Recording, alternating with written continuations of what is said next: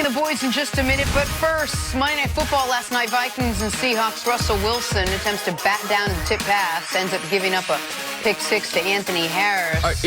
Brandon, tell Coach your theory here. What's Russell actually trying to do? Hey, Coach, listen, everyone's saying he's batting it down. This is a smart play, or tried to make a smart play, but he actually was trying to get the ball to his tight end. He thought he was trying to get it to Hollister, 48. Watch it from from the back angle that we're about to show you.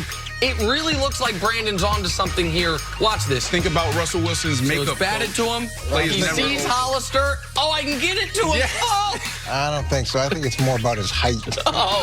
No, Coach, Russell Wilson, you know the play's never over. More from this one. It probably should have been on that one. Kyle Rudolph pulls in the nice one-handed touchdown grab, Coach. Yeah, I love Kyle Rudolph as a player, and to see him be more productive in the past month or so has been really good to see. I think this was his 6th straight game with a touchdown catch. That's a hell, man. That's some big soft hands right there, Brandon Marshall. See, he's tough. He's tough. Now, those other heavyweights, I don't know about. He's tough.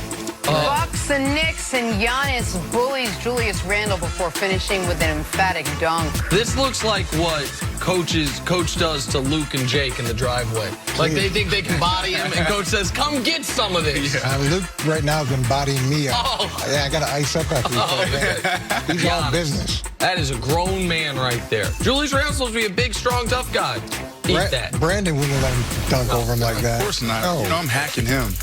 Play a little drawing to blank, boys. Last night, Russell Wilson led the Seahawks to an impressive win over the Vikings. So the Seattle faithful showered Russ with MVP chants. But Brandon, your MVP this morning is blank. Is both co-MVPs, Russell Wilson and Lamar Jackson. Historical years, phenomenal years. Okay, Coach. Yeah, mine would be split, too, between Greg Roman and Lamar Jackson because this is the perfect fit between player and scheme. And you can say what you want. I don't know if Lamar Jackson's skill set is going to translate to any team, you know, that he could just go to any team and have the success that he's having. What Greg Roman has done with that running scheme and the fit with quarterback, to me, they should share. Well, Greg Roman's not going to get league MVP, but he is getting the first things first annual Dante Scarnecchio Award, which is the award that goes to the unheralded coordinator that Coach Mangini brings to light in a great way. That's Dante Scarnecchio's Patriots offensive line coach. Greg Roman's been a huge part of this. You've been on this from the very beginning. Credit to you in that regard. Lamar right now is the MVP, but barely. The Russell could catch him. Russell, I thought, was the leader at the quarter pole and the halfway pole, or the three-quarter pole. Lamar has taken a slight lead, but I think Russell could catch him with, if there is one dark horse lingering, Deshaun Watson. If the Texans continue to win, if they reel off 4 more wins in a row, get to 12-4, I think it's in play if Deshaun does that. Right now, though, it's Lamar by a hair. I love the Dante Scarnecchio. Yeah, first annual Dante Scarnecchio We got to get that made up. goes to Greg Roman. It's so good. On to the NFC East now. It seems like neither the Cowboys nor the Eagles want to win. But by rules, someone has to win the division. So Brandon, the winner of the NFC East, backing into it slowly, will be blindfolded who? Eagles. Okay. Strength of schedule, you look at that down the road. And also, I believe in the Philadelphia Eagles to turn around. They're kind of built tough. I like this guy leading the way. Yeah, I'm going to go with the Dallas Cowboys. I was on the Eagles for a long time, and I do like their experience and their resilience to some degree.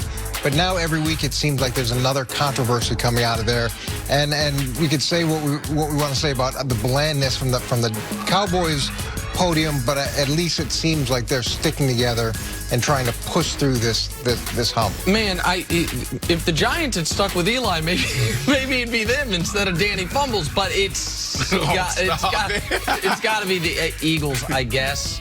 I'd feel a lot better if they hadn't just let your guy Ryan Fitzpatrick score 23 straight. I don't love either of these teams. I don't really like either of these teams. But the schedule argument does favor Philadelphia greatly. Philadelphia, though, part of the schedule argument was they had Miami and they just lost to Miami. I don't love Eagles. Those schedules can be deceiving. They can be deceiving at times. Way to endorse the team. Yeah, listen, I'm not passionate about that take. And we all picked up on that. Tom Brady and the Patriots offense not performing. That dumb receiver should have grown. Up to their standards. On Sunday night, Brady was even seen yelling at his receivers. So, Brandon, the offensive player that needs to step up the most for Mr. Tom Brady is blank. Well, I don't like the way it's worded a little bit, but the guy I want to see more of is Benjamin Watson. He's an older guy. Some say probably lost a step or two, but his football IQ matches well with Brady. Being able to get in the right holes at the right time, he can still do that. I played with him in New Orleans last year, and this guy is a freak. True pro. He's a freak. Yeah, to me, it's got to be N'Keal Harry. And Bill, this is the only wide receiver that Bill's ever drafted in the first round in New England. And I would say it to whom much is given, much is expected. He has to come out and produce at some level on the outside.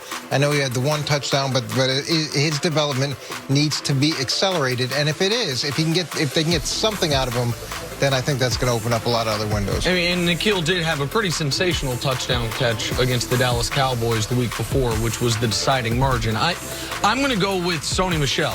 3.5 yards per carry, on pace for about an 850-yard season, way down.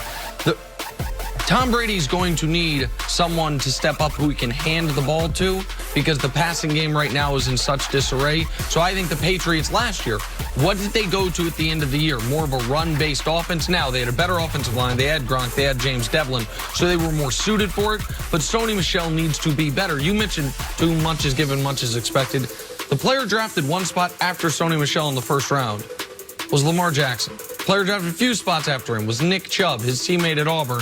Sony Michel needs to be better for the Patriots. What are you doing Sunday?